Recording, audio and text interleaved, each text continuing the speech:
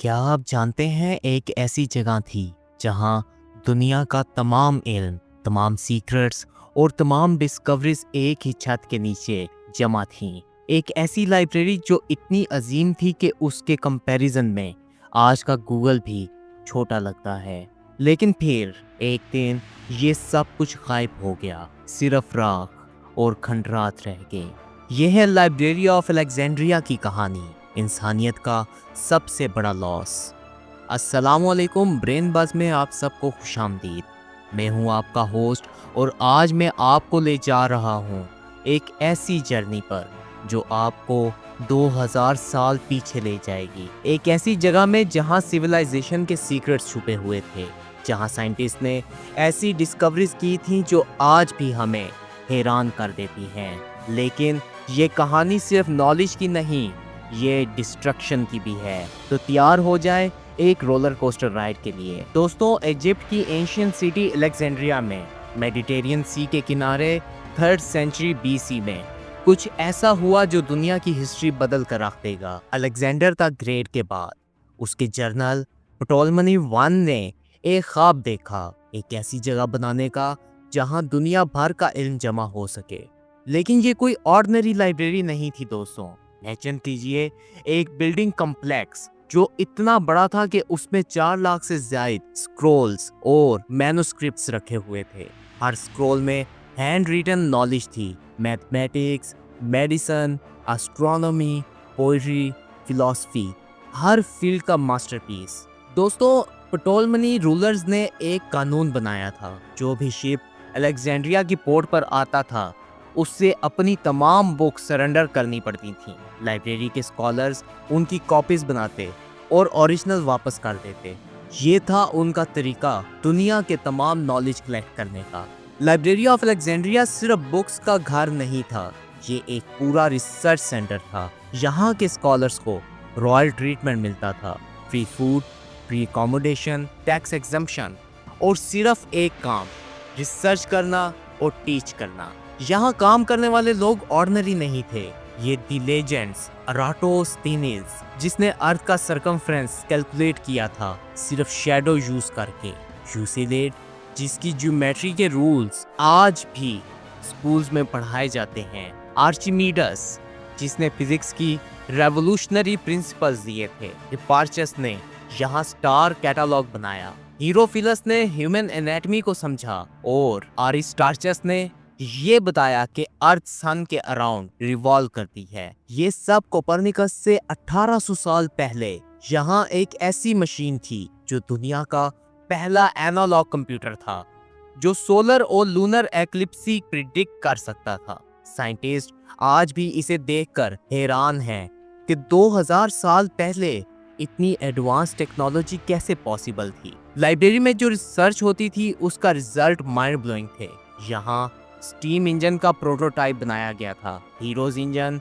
अगर ये डेवलप होता रहता तो शायद इंडस्ट्रियल रेवोल्यूशन ग्रीस में ही शुरू हो जाती। लाइट हाउस ऑफ अलेक्जेंड्रिया दुनिया का सबसे फेमस लाइट हाउस, ये भी यहीं की इंजीनियरिंग का डिजाइन किया हुआ है। 130 मीटर हाई ये स्ट्रक्चर दुनिया के 7 वंडर्स में से एक है। मेडिकल फील्ड में यहाँ के डॉक्टर्स ने सर्जरीज की थी, आई ऑपरेशन किए थे और ब्रेन सर्जरी भी, एनेस्थीसिया का यूज करते हुए और एनाटॉमी बुक्स लिखी थी जो सेंचुरीज तक रेफरेंस बनी रही। मैथमेटिक्स में पाई की वैल्यू कैलकुलेट की गई, अलजेब्रा की फाउंडेशंस रखी गई और ट्रिग्नोमेट्री डेवलप की गई।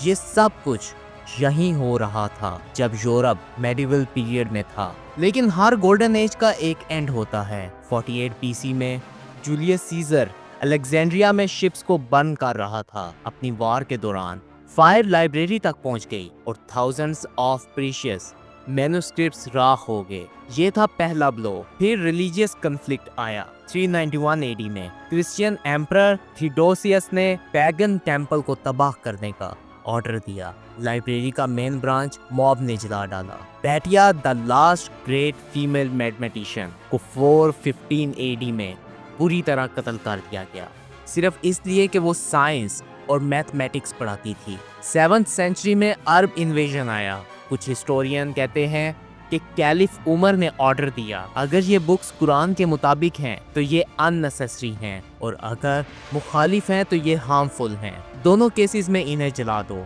लेकिन ये कंट्रोवर्शियल है, बट बहुत से अरब स्कॉलर्स ने ग्रीक नॉलेज को महफूज किया।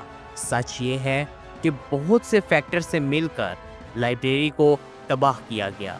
Wars, religious extremism, natural disaster और फंडिंग की कमी। दोस्तों इमेजिन कीजिए कि अगर ये लाइब्रेरी सरवाइव कर जाती, इराटोस्थेनीज के जियोग्राफिकल कैलकुलेशंस कंप्लीट होते तो एज ऑफ एक्सप्लोरेशन सेंचुरीज पहले शुरू हो जाती, आर्चिमीडस के मैकेनिकल इन्वेजन्स डेवलप होते तो रिनेसेंस ग्रीस में ही आ जाती, मेडिकल टेक्स्ट प्रिजर्व होते तो डार्क एज में मिलियंस की लाइफ बच जाती, मैथमेटिकल काम सरवाइव करते तो साइंटिफिक रेवोल्यूशन 1000 साल पहले हो जाती। कुछ हिस्टोरियन एस्टिमेट करते हैं कि ह्यूमन प्रोग्रेस 1000 साल पीछे चली गई लाइब्रेरी ऑफ अलेक्जेंड्रिया के डिस्ट्रक्शन से।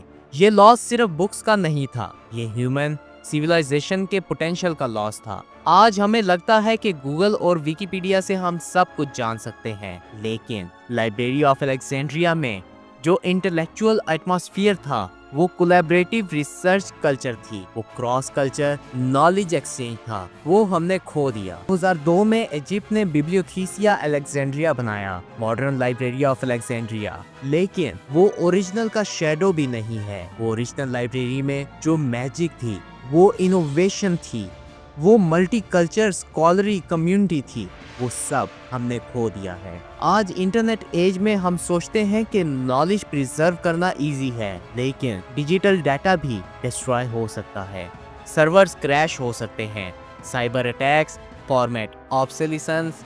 क्या हमारा डिजिटल नॉलेज फ्यूचर जनरेशन तक पहुंच पाएगा? लाइब्रेरी ऑफ अलेक्जेंड्रिया हमें याद दिलाती है कि नॉलेज फ्रेजाइल है, सिविलाइजेशंस फ्रेजाइल हैं, एक मूवमेंट में सब कुछ खो सकता है।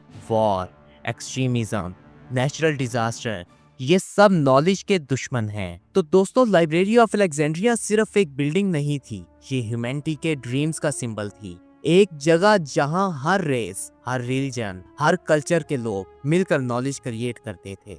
आज जब हम AI और टेक्नोलॉजी की बात करते हैं तो याद रखिए 2000 साल पहले अलेक्जेंड्रिया में स्कॉलर्स ने जो फाउंडेशंस रखी थीं, उन्हीं पर आज की साइंस खड़ी है। अगर आपको ये वीडियो पसंद आए तो लाइक करना मत भूलिए और चैनल को सब्सक्राइब करके बेल आइकन प्रेस कर दीजिए। और सुन लें, नेक्स्ट वीडियो में मैं आपको बताने वाला हूँ एक ऐसी mystery, the hanging garden of Babylon. क्या वो रियली एग्जिस्ट करते थे या सिर्फ एक मिथ था? ये ऐसी कहानी है जो आपको शॉक कर दे। तो नोटिफिकेशन ऑन रखिए और इंतज़ार कीजिए नेक्स्ट ब्रेन बस वीडियो का। और याद रखिए, नॉलेज को प्रिजर्व करना हर जनरेशन की रिस्पॉन्सिबिलिटी है। कहीं ऐसा ना हो कि हम भी अपना डिजिटल अलेक्जेंड्रिया खो दें।